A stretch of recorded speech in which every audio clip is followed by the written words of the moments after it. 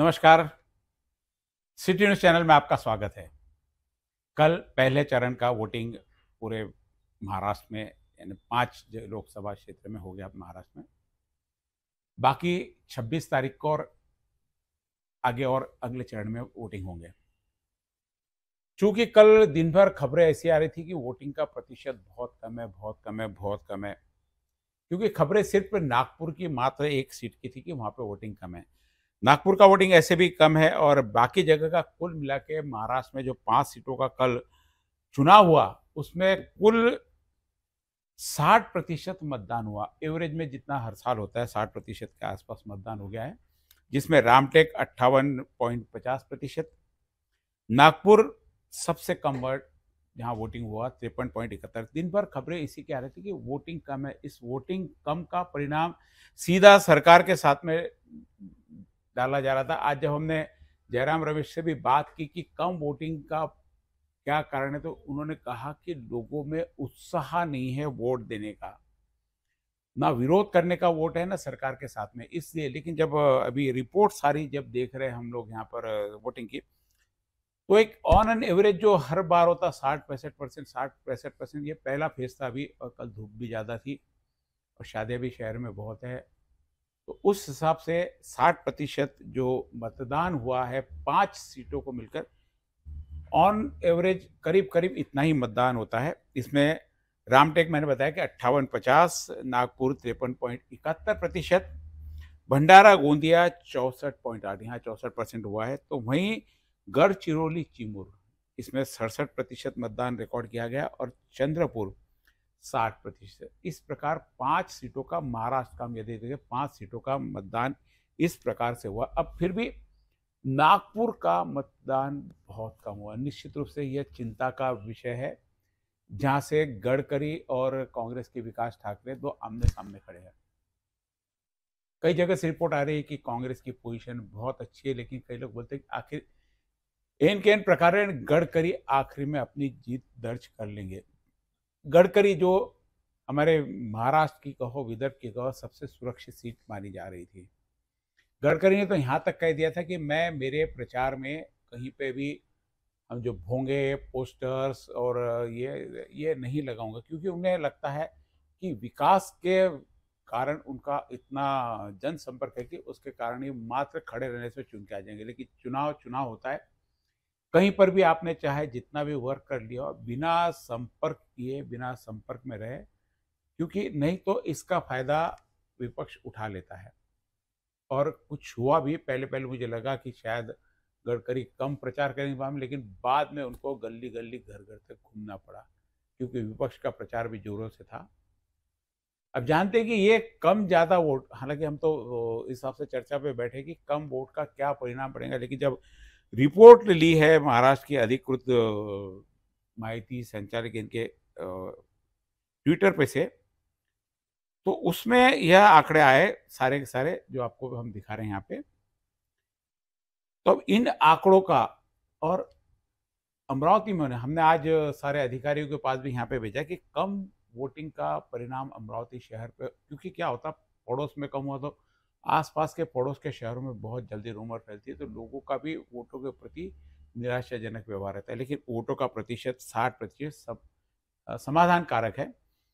अब समाधान कारक है तो अब आए, अब पहले तो कम वोट के लिए चर्चा के लिए बैठे थे, लेकिन अब हमारे साथ में संजय जी मापले है, जो राजनीतिक विश्लेषक भी है और बहुत अच्छी पकड़ रखते हैं राजनीति पे, प्लस साथ में अमरावती के सारे राजनीतिक जितने भी नेता हैं उनके साथ में भी संपर्क है, और सबके आचार विचार व्यवहार की जानकारी कि किस प्रकार से सबका प्रचार तंत्र चलता है और यहाँ पे भी कितने वोट। हम तो यानी जिस प्रकार से प्रचार, अभी सरकार का प्रचार चालू है और जिस ढंग से वोट, हमने कल इसके बारे में डिस्कशन भी की थी कि पिछले बार 18,60,000 वोट थे, लेकिन इस बार 18,34,000 वोट है। 15,000 वोट ऑन एवरेज कम है, लेकिन वही नए वोटर्स जो पहली बार वोट करने 18 से 23 साल के करीब 2 लाख के आसपास बढ़े हुए हैं। और ये हर साल के रूटीन 5 साल में इतने वोट बढ़ते, तो निश्चित रूप से 2 लाख वोट वो जो निष्क्रिय थे, डबल थे, वो काट दिए गए। तो वो परसेंटेज जो कम होता है हर बार, इसका कारण है कई निष्क्रिय वोट रहते, डबल इस बार यहाँ छट गया। तो इसलिए यहाँ से उम्मीद जगी है कि 70% के ऊपर वोट होना चाहिए। संजय जी, जिस प्रकार कल दिन भर मतदान की और रात को 9 बजे तक भी खबरें आ रही थी कि वोटिंग कम हुआ, वोटिंग पहले तो नागपुर बताया था 49% और 51 तक है। अब हमारे पास में आंकड़े कि नागपुर में 53.71 है। फिर भी विदर्भ की 5 सीटों में यह मतदान सबसे कम है। विदर्भ की 5 सीट यानी पूरे महाराष्ट्र में सिर्फ 5 की सीट में ही पहले चरण में वोटिंग था। क्या लगता है ये वोटिंग प्रतिशत से क्या वर्तमान सरकार में इसका कुछ असर या होता है, नहीं होता है? क्योंकि वोटिंग परसेंटेज पे बहुत ज़्यादा कैलकुलेशन लगाते हैं। हमने अलग अलग किए, एक इसका भी कैलकुलेशन हम देख लेंगे। नमस्कार. या लोकसभेच्या निवडणुकीमध्ये काल देशामध्ये जवळपास 102 लोकसभा मतदारसंघात काल मतदान झालं आणि महाराष्ट्रातील 5 लोकसभा 5 लोकसभा में मतदारसंघातल्या निवडणूक झालं. त्याच्यामध्ये नागपूर, रामटेक, गोंदिया, भंडारा, गडचिरोली, चिमूर आणि चंद्रपूर. परंतु जी देशाची आणि महाराष्ट्राची हॉट सीट आपण ज्याला म्हणतो ती सीट नागपूरची आहे. नितीन गडकरी आणि म्हणजे नितीन गडकरी साहेबांची आहे. म्हणजे नितीन गडकरींची हॉट सीट असण्याचे अनेक कारण आहे. गडकरी साहेब एक ज्या देशाची एक विकासात्मक ओळख म्हणून त्यांच्याकडे लोक पाहतात. भारतीय जनता पार्टीचा एक चेहरा म्हणून नितीन गडकरी साहेबांकडे लोक पाहतात. आणि दुसरा विषय असा आहे की जी मातृत्व संघटना आहे आरएसएस, तो नागपूर हे मातृत्व संघटनेचं मुख्य ठिकाण आहे. आरएसएस का मुख्यालय नागपूर में है. आरएसएसचं मुख्यालय नागपूर आहे. आणि म्हणून गडकरी साहेबांच्या ज्या नागपूरच्या सीटकडे पाहण्याचा जो दृष्टिकोन आहे तो इतर मतदारसंघापेक्षा वेगळा आहे. परंतु काल जे 5 पहिल्या टप्प्यातली काल जी निवडणूक झाली त्याच्यामध्ये नागपूरचं जे मतदान झालं ते झालं 53.71. हाँ, जहाँ से गडकरी ज्या ठिकाणी नितीनजी गडकरी निवडणूक लढवत आहे आणि नितीनजी गडकरींच्या विरोधामध्ये विकास ठाकरे हे काँग्रेसचे उमेदवार आहे. म्हणजे योगायोग म्हणा नावाचा की नितीन गडकरी आणि नितीन गडकरीचा विकास आणि त्याच्या विरोधातले उमेदवार विकास ठाकरे. आणि नागपूर ठिकाणी 53.71 मतदान होणे वो भी शहरी क्षेत्र में, शहरी भागामध्ये आणि विशेषतः नागपूर ही महाराष्ट्राची उपराजधानी म्हणजे महाराष्ट्रातलं दुसरं मोठं शहर है, देश का केंद्र बिंदू है, आणि देशातला 0 माइल वहां से चलता है. देशातलं केंद्र बिंदू आहे ज्या ठिकाणी विधानसभेचं हाऊस हिवाळी अधिवेशन नागपुरात 3 आठवडे 1 महिन्यापर्यंत राहते. आणि म्हणून जे मतदान नागपूरला झालं म्हणजे आपलं तर स्पष्ट मत आहे की देशाचं भविष्य ज्याच्या हातात सुरक्षित राहू शकेल आणि देश ज्याही पक्षाच्या ज्याही नेत्याच्या नेतृत्वामध्ये देश पुढे जाईल म्हणून प्रत्येकाने दर 5 वर्षानंतर लोकसभेची निवडणूक येते आणि या देशाचं भविष्य ठरवणारी निवडणूक असते. आणि म्हणून आपण नेहमी आवाहन करतो की या निवडणुकीमध्ये प्रत्येक मतदारांनी भाग घेतला पाहिजे. मतदान कुठल्याही पक्षाला करा, कुठल्याही उमेदवाराला करा, पण त्यांनी मतदान केलं पाहिजे. 53% मतदान झालं आणि ज्या 5 सीटांमध्ये आपण पाहिलं तर त्या ठिकाणी ॲज एव्हरेज 59-60% मतदान झालं. 60% के ऊपर मतदान है. म्हणजे 40% लोकांनी मतदान केलं नाही. 40% लोकांनी मतदान नाही केलं. 40% में वापस जो अभी मैंने यहाँ का तो निकला वो बताया है. कुछ माइग्रेटेड रहते हैं, कुछ शहर छोड़ के गए हुए रहते हैं, कुछ के डबल नाम रहते हैं, कई लोगों के डबल नाम है, अलग अलग लगे हुए, कई लोगों की मृत्यु हो गई. हमारे यहाँ जैसे 2 लाख, अभी एक बार ऐसे भी पूरी लिस्ट का फिल्टर होना बाकी है. कई नाम ऐसे रहते कि जो वोटर्स रहते ही नहीं, तो उसके कारण भी परसेंटेज पे बहुत फर्क पड़ जाता है. ये यंत्रणा भी सरकार को बहुत सुधारने की जरूरत है. अभी भी वोटर लिस्ट आधार कार्ड से कहीं लिंक नहीं है. बाकी सारी चीज़ें आधार कार्ड से लिंक कर दी. यदि आधार कार्ड से वोटर लिंक लिस्ट होती तो शायद इसमें से 10% पूरे देश में से वोट और गल जाएंगे. नाही ना असेल जे नवीन नाव असेल किंवा काही लोक बाहेरगावी गेले असेल असे लोक किती असतील, असे मतदार किती असतील? 40% तर असू शकत नाही ना. नहीं 20% तो वो जो एक असं आपण कहतो 5 ते 7% अपर क्लास वर्ग है हो, और जो सोफिस्टिकेटेड हो. वर्ग रहता है, मेरा एक वोट नहीं गया तो क्या होता है, ऐसे कई लोग रहते आणि हैं. आता तर असं परिस्थिती आहे, एक एक मतदार एकाच मतदारसंघातून त्याची नोंदणी होऊ शकते. म्हणजे ते जर आधार कार्डला लिंक जरी नसेल. नहीं फिर भी अभी कई जगह डबल नाम की आणि संभावना काय ऐसी काय है. आपण असं पाहतोय की काही काही ठिकाणी काही पंचायत समितीमध्ये जी, काही जी. लोकसभेमध्ये जी, जी. काही गावात आणि शहरात आहे. हाँ. म्हणजे जवळपास 53% लोकांनी मतदान केलं, म्हणजे उर्वरित लोकांनी मतदान केलं नाही. म्हणजे आता याच्यामध्ये अनेक प्रश्न उभे राहतात की या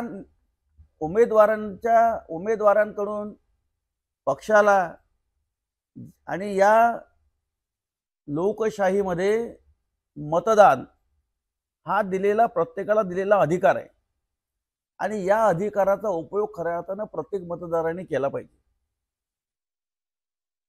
आणि म्हणून प्रत्येकाने मतदानामध्ये भाग घेणं आवश्यक आहे.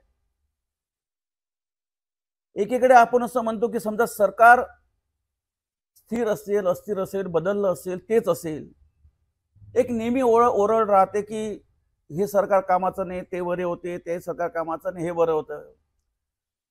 म्हणजे या सगळ्या चर्चा आपण करतो, पण जेव्हा मतदानाची वेळ असते तर मतदानाच्या वेळेस आपण अनेक कारणं सांगून आपण ते मतदान लोक टाळण्याचा प्रयत्न करत असतात. आणि माझं असं मत आहे की हा फेस्टिवल आहे, हा लोकशाहीचा सगळ्यात मोठा उत्सव आहे. महोत्सव है. भारतीय लोकशाहीमध्ये हा सगळ्यात मोठा उत्सव आहे की या तुमच्या देशाचं भविष्य तुम्हाला ज्याच्या हातात द्यायचं आहे, त्याच्यामध्ये तुम्ही उत्सवासारखं पण त्याच्यामध्ये तुम्ही सहभागी झालं पाहिजे. आणि म्हणून प्रशासनाची पण तेवढीच जबाबदारी आहे. एकीकडे नेहमी ओरड राहते की लोकांमध्ये उत्साह नाही, लोकांमध्ये जोश नाही, मग याचे कारण शोधले पाहिजे. मतदारांमध्ये उत्साहाचे कारण काय? एक दिवस आपण जर आपल्या देशाचं भविष्य ज्या व्यक्तीच्या आणि ज्या नेत्याच्या तुम्हाला पक्षाच्या हातात द्यायचं आहे, त्याच्याकरता तुम्ही एक दिवस आणि एक 10 मिनिटं तुम्ही काढू शकत नाही, हे दुर्भाग्य म्हणावं लागेल. मग अनेक कारण असतात. ऊन खूप आहे, लाईन मध्ये कोण उभं राहणार, ट्रैफिक जाम है, मी जर एकट्याने मतदान नाही केलं तर काय फरक पडणार, वोटर लिस्ट में कहाँ देना ये पता नहीं है. आणि कधी कधी नावं पण कधी दिखता कधी नाही. आयडेंटिटी होत नाही मतदाराची. त्याच्यामुळे अनेक कारण, पण ही कारण कोणाकडे आहे? ज्या लोकांना मतदान करायचं ते त्यांच्याकरता कारण आहे. ज्या लोकांना करायचं ते मतदान पहले करून से कर ते लेते करून टाकतात मतदान. परंतु मतदानामध्ये उत्साह असणे आवश्यक आहे आणि मतदान केलं पाहिजे. आता मतदान जे कमी झालं आहे याच्यामध्ये प्रशासनाची पण महत्वाची भूमिका आहे की प्रशासनाचा सुद्धा जो प्रचार आणि प्रसार आहे तो मतदान करण्यामध्ये कमी पडतो का? काल आपण असं पाहिलं की माननीय जिल्हाधिकाऱ्यांनी एक तिरंगा महारॅली काढली मतदान जागृती म्हणून, आणि या तिरंगा रॅलीच्या माध्यमातून मतदान करावं याच्याकरता तो प्रचार केला गेला. परंतु हे एका दिवसानं होणार आहे का? ज्याप्रमाणे उमेदवाराचा प्रचार गल्लीबोळात केला जातो त्याचप्रमाणे प्रशासनाचे सुद्धा वाहन राहिले पाहिजे. रोज एक वाहन रहनी चाहिए, मीडिया का उपयोग करना चाहिए. सोशल मीडिया है अभी, उसके बाद में कई मीडिया के प्रचार तंत्र है, कई समाज सेवक है, कई ऐसे लोग हैं जिनके बोलने से फर्क पड़ता है, कई इनके कर्मचारी उनके बोलने. ये सिर्फ उत्सव यानी एक जिम्मेदारी है करके एक उत्सव मनाते हैं. और उत्सव के नाम पे जो ठीक है रैली निकाली, अब रैली भी निकाली शहर के उस मुख्य भागों से जहां पर ऑलरेडी वो लोग सक्रिय लोग रहते हैं, वहां पे मतदान की जो लोगों में जागरूकता फैलाने की जरूरत है, वो गली गली में जाना है, अलग अलग जगह में जाना है. हम एक मेन रोड से निकाल के रैली सुविधा के लिए रैली निकालते हैं और निकाला ये हमको एक पब्लिश करना, उसका जो उद्देश्य प्रशासन ने लेना चाहिए, सफलता प्राप्त लेनी चाहिए. प्रशासन उस हिसाब से काम नहीं करता. प्रशासन इसको एक इवेंट है और करके उसको एक कंप्लीट करना है कि किस प्रकार से कंप्लीट हुआ था. अपना उसमें एक रैली निकालनी, एक जगह से लिए मेन रोड से होते हुए चलेगी. अब उसका क्या इम्पैक्ट पड़ रहा नहीं पड़ रहा, उसके पीछे लोग क्या सोचे, लोगों को ये भी नहीं पता कि रैली किस चीज के लिए निकाली जा रही. तो इन सब चीज़ों का संपर्क, लोगों के मीटिंग, अभी बहुत छोटे-छोटे लोग अभी तो समाज का हर व्यक्ति सूचना दे रहा है, बोल रहा है, फ़ोन पे बात कर रहा है, फ़ोन है, फ़ोन से संपर्क कर सकते हैं। तो ये प्रचार बढ़ाने के लिए और किस प्रकार मत करना चाहिए, मत की सुविधा क्या है, क्योंकि कई लोगों के नाम अभी कहीं और है, वोटिंग कहीं और होता है। तो इन सारी चीज़ों की भी सुविधा है, जो पुराने चले आ रहे हैं। अभी भी कई जगह डबल लिस्ट नहीं है, ऐसा नहीं, डबल लिस्ट वाले भी नाम है, क्योंकि उनको क्रॉस करने के लिए एक सरनेम में थोड़ी-सी यदि मिस्टेक हो जाती है, तो वो फिर नाम कंटिन्यू रह जाता है। कहीं-कहीं शुरुआत में सरनेम है, बाद में नाम है। तो बरोबर. इस प्रकार के जो मैचिंग करने का सिस्टम है, एक सरनेम के पहले के 2 अक्षर में भी कहीं आपकी स्पेलिंग मिस्टेक हो, क्योंकि हिंदी से इंग्लिश और इंग्लिश से हिंदी करने का उनका ऑटोमेटिक सिस्टम है। उसमें कभी इंग्लिश वाला कुछ पढ़ लेता, कभी हिंदी वाला कुछ ऑटोमेटिक सिस्टम पढ़ लेता। इस कारण भी वोटिंग्स में डबल्स आते हैं, वो भी नाम रहते हैं। और कारण जैसे बताया कि जिसको वोट करना है वो 8 दिन पहले से अपनी लिस्ट देख ले, वैसे नहीं। वो भी यानी कई लोगों के तो अभी मैसेज व्हाट्सएप पे देख, अरे मुझे तो वो चिट्ठी आई नहीं अभी तक, तो मैं कैसे वोट करने जाऊँ? अरे भाई, कौन भेजेगा चिट्ठी आपको? आप कौन हो? खुद होके कि मेरा वोट है, या तो कहीं किसी संपर्क में जाए, आपको ऑनलाइन भी सुविधा उपलब्ध है। और हर राजनीतिक कार्यकर्ता यानी 10-20 लोगों के बीच में एक कार्यकर्ता आपको मिल जाता है, उसके पास में ऐप है, वो लाके देगा सुविधा। लेकिन संपर्क आपको करना पड़ेगा कि मेरा वोटिंग लिस्ट में नाम है या नहीं है। आप उनको नाम दो, उठा के आपके पास में आपके व्हाट्सएप पे, मोबाइल पे मैसेज दे देंगे। उस मोबाइल पे पूरा एड्रेस, आपका वोट कहाँ पे हो रहा है, उसके बाद में उसकी लोकेशन क्या है, और कौन से खोली नंबर में है, और आपका क्या वोटिंग कार्ड नंबर है, सारा का सारा आपको वो उपलब्ध कर। लेकिन कोशिश आपको करनी है कि जाकर कम से कम उस राजनीतिक कार्यकर्ता, बाकी राजनीतिक कार्यकर्ता नहीं करते, लेकिन इस समय वोटिंग के समय सबसे ज़्यादा सरकार से मैं कहूँगा 10 गुना जो प्रयास ज़्यादा है, वो राजनीतिक कार्यकर्ता, वो हर व्यक्ति, आप वो ये नहीं पूछता कि आप वोट किसको देंगे। आपने उसको नाम दिया, आपका टेलीफ़ोन नंबर दिया, उस पे से आपको सर्च करके आपके पास में वो दे देगा। तो सबसे बड़ी महत्वपूर्ण भूमिका प्रशासन ने तमाम राजनीतिक कार्यकर्ताओं के जो ऐप चला रहे हैं, उनकी एक मीटिंग लेके उनके साथ में भी संपर्क करना चाहिए कि किस प्रकार से आप इसको फ्लोट कर सकते हैं मतदान के लिए। क्योंकि वो उनसे संपर्क में नहीं रहती है। वो अपने ही कर्मचारी, जो कर्मचारी का ऑलरेडी काम का प्रेशर रहता है, बरोबर. उसको मौसम, अरे यार सुबह 9 बजे रैली रख दिए, मेरे को वहाँ जाना था, फिर नहीं जाना पड़ता करके वो जाना पड़ता, करना पड़ता है। एक ज़बरदस्ती की ज़िम्मेदारी निभाने वाला काम हो गया। इससे तो आप सामाजिक संस्था, राजनीतिक कार्यकर्ता सबसे अच्छा सोर्स है। हर उम्मीदवार के करीब यहाँ पे 400-400, 500-500 मोबाइल्स में उनके ऐप बने हुए हैं, जितनी यंत्रणा प्रशासन के पास में भी नहीं है। बरोबर. प्रशासन के पास में एक मात्र ईवीएम मशीन है, वो भी आपके वहाँ डेमोन्स्ट्रेशन पे रखिए। अब 25 लाख लोग तो वहाँ देखने, 25 लाख में 2 लाख लोगों तक भी आपने सूचना वो नहीं पहुँचाई। हमने उनको सूचना दी थी कि हमारे यहाँ से वो डेमोन्स्ट्रेशन कर सकते हैं।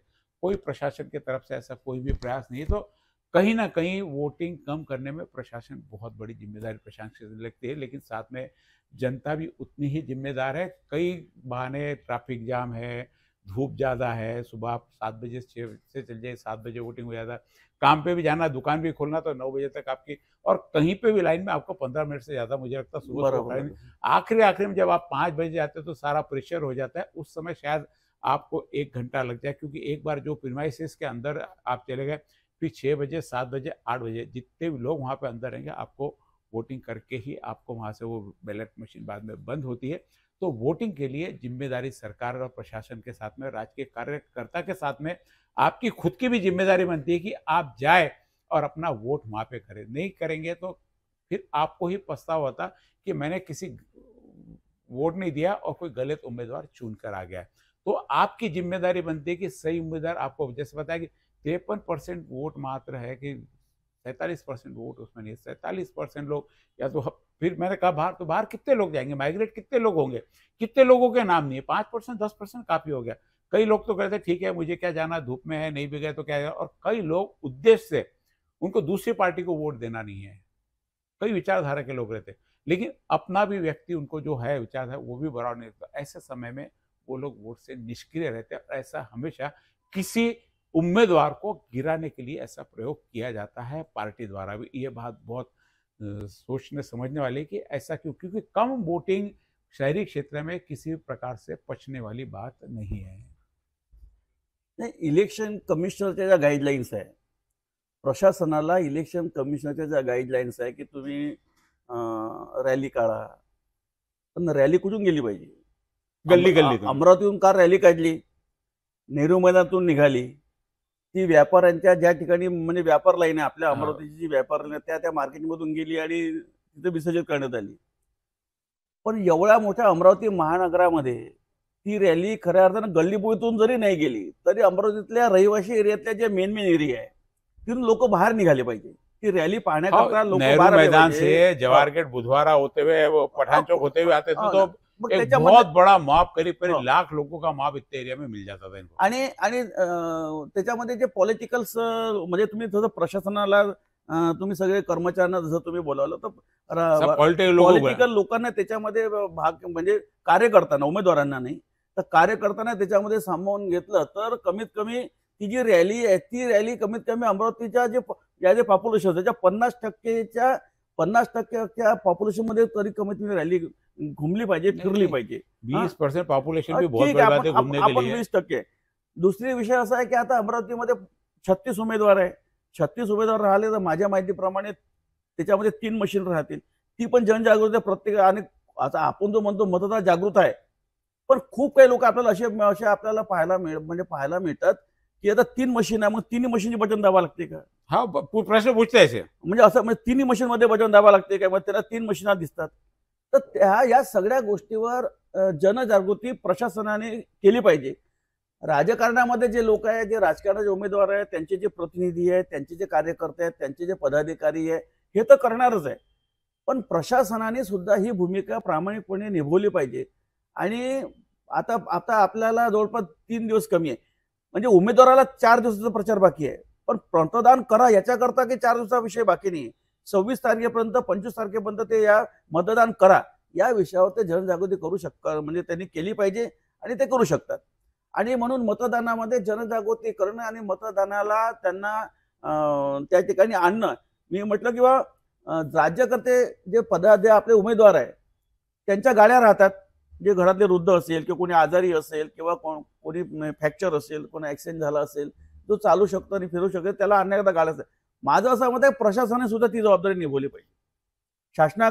शासनाकडे तेवढी सगळी उपलब्धता आहे. शासनाने सुद्धा जबाबदारी. कधी काय होतं की एखाद्या व्यक्तीला मतदान करायचं आहे, मग दुसऱ्या व्यक्तीची गाडी येते, मग ती त्याला घेऊन जाते.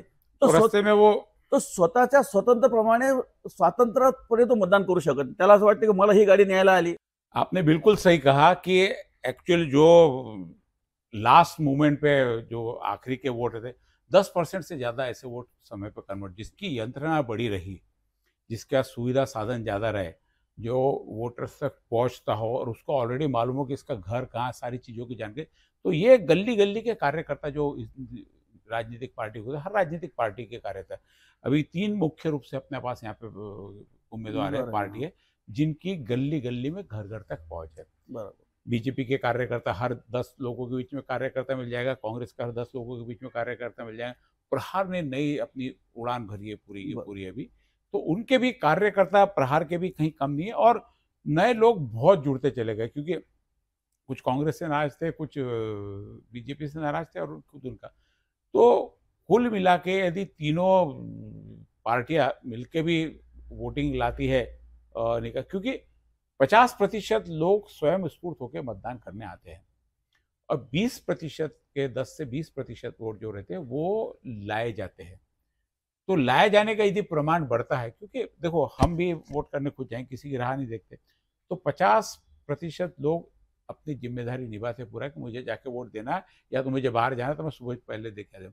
तो ये सब वोटों का फर्क और वोटों का प्रतिशत बढ़ाने की जो जिम्मेदारी है प्रशासन के साथ में आम जनता, राजनीतिक कार्यकर्ता, सामाजिक कार्यकर्ता सभी की है.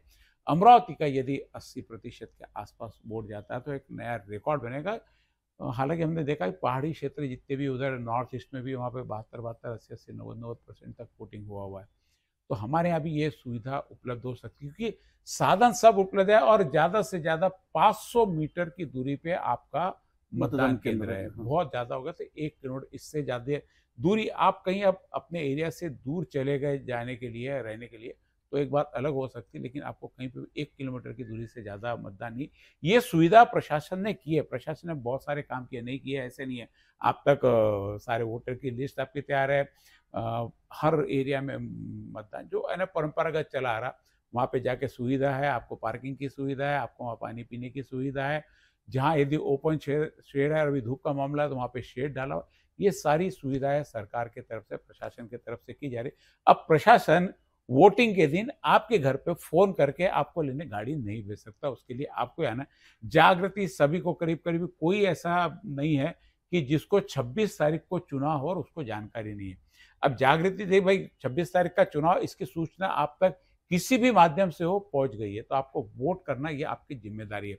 26 तारीख को, आने वाली 26 तारीख को आप अपने मतदान का उपयोग जरूर करिए और एक अच्छे नेतृत्व को अमरावती से चुनकर दीजिए।